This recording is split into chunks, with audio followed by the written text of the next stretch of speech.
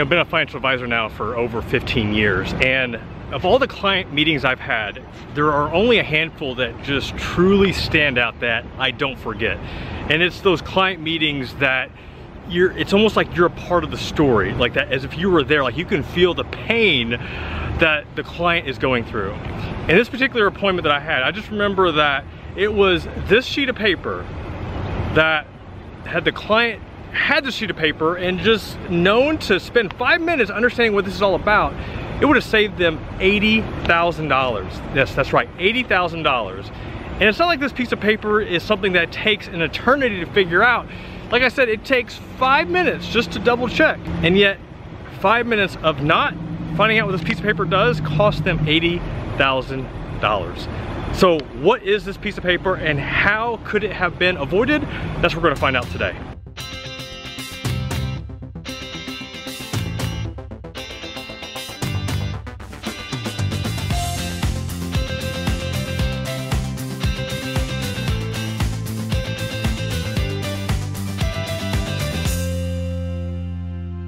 So this was a new client that I was meeting with. I can't remember exactly how they discovered me. Either way, they came in, were sitting down in my office, and they started telling me the story. This client, he was in his, I want to say like mid-50s. He was telling a story about how he had lost his mom. His mom had recently passed away. And he had 2 brothers that for the most part, like, he got along with. Like, they never really had a lot of disagreements. It was a pretty close family. I guess the father had already passed away. And I think if I recall correctly, he was the middle brother. So he wasn't the oldest, he wasn't the youngest. And I could relate to this because I've got 3 boys, and all I could think about was what would happen if something happened to me and my wife, and like how would my boys, brothers, how would they deal with that, especially when it comes to finances. So he just starts telling me the story about, his family and the upbringing and just everything about it. And at this point in time, like, everything seems normal. Like, there's nothing that's alarming. There's nothing that I'm just feeling suspect about. So he goes on to tell me that his mom had wished that all 3 brothers would split everything evenly, which is pretty common. So he wanted all 3 brothers to get 1/3 of what was her estate. And so with her estate, so what does she have? She had a house, she had an IRA, she had an annuity, and she had some other investments.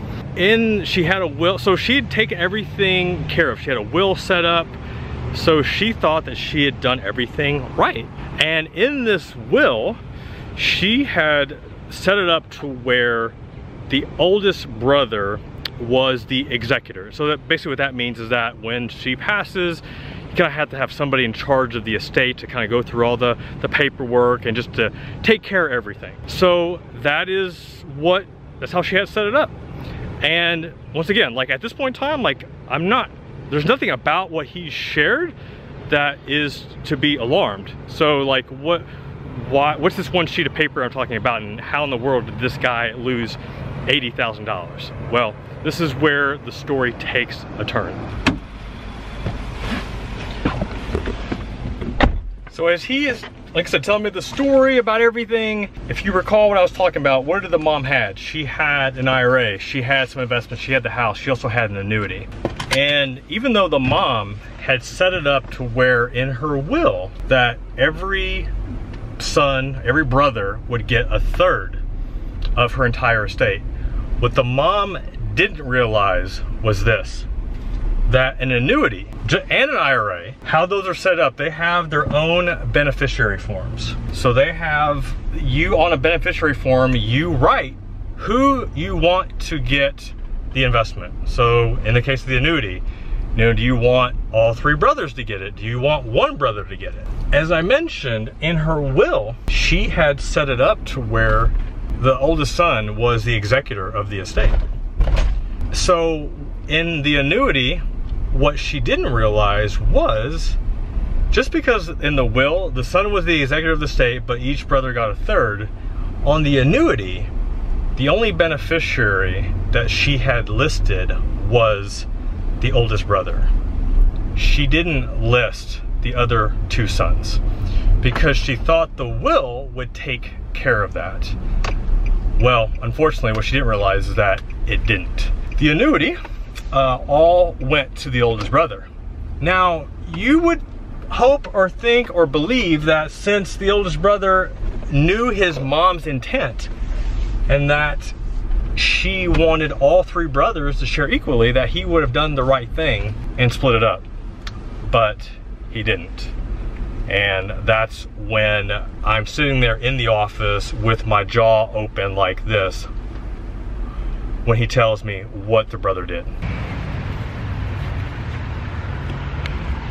So check this out. This is what made my jaw drop. So three brothers, the oldest brother is supposed to split the annuity into three ways. This annuity was worth $240,000. So each brother was supposed to get $80,000. The oldest brother decided to keep it for himself, and this is what he did with it. He used all of it to purchase an airplane. Yes, you heard that right, an airplane. Now, you obviously think that this brother is a pilot, or he has this pilot license and this kind of makes sense for him. But no, he actually wasn't a pilot. Didn't even have his pilot's license yet, but yet he went out and bought an airplane. And when the guy that's in my office is telling me the story, I couldn't believe it. I couldn't believe that happened. Like, I've heard of some really bad stories, but that was one that just blew me away. Because I'm serious, you're gonna take your mom's money and you're gonna buy an airplane with it? And that's what he did. And this brother lost $80,000. Obviously the other brother that I hadn't met with also lost $80,000, all because the mom didn't think to check the beneficiary form. And it was that one thing. Had she checked the beneficiary form, had she checked to make sure that all three brothers were on it, this wouldn't have been an issue. It wouldn't have been an issue. Each brother would have got all their money. Obviously now the family, like, the brothers don't talk. The two younger brothers hate the older brother because they basically stiffed him out of 80 G's, and it's basically ruined the family. This is the one story that I was like, that I personally witnessed, that I encountered, but I've heard of so many other stories where this happens. It's all to do with the beneficiary form. So it doesn't matter if you have siblings and an older parent. It could be the fact that you have a 401k or a life insurance policy and you recently got married and maybe you still have your parents listed as the beneficiaries and you haven't put your new spouse on there. Like, I've seen cases where a young spouse was lost and the other spouse didn't get the money because the parents were listed as the beneficiaries. And like, this widow now doesn't have the money. And all it takes is that simple checking of the beneficiary form, that one sheet of paper that can be checked in an instant. But yet so many people don't check it. They don't, in their mind, waste the time to see like who they want their money to go to. So if you love whoever you want your money to go to, check your beneficiary form, make sure it's updated, make sure that you have the right person on there, and don't assume that it's going to always work out. It doesn't hurt to have a financial professional, somebody that knows what they're doing, a legal professional, check it just to make sure that this doesn't happen to you, because you don't want to lose $80,000. And this is a smaller amount in what I've seen bigger amounts where people get screwed over because of simple things that aren't double checked.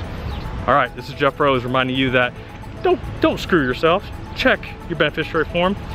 Also, it's your money, your life, and only you can make it awesome. Until next time.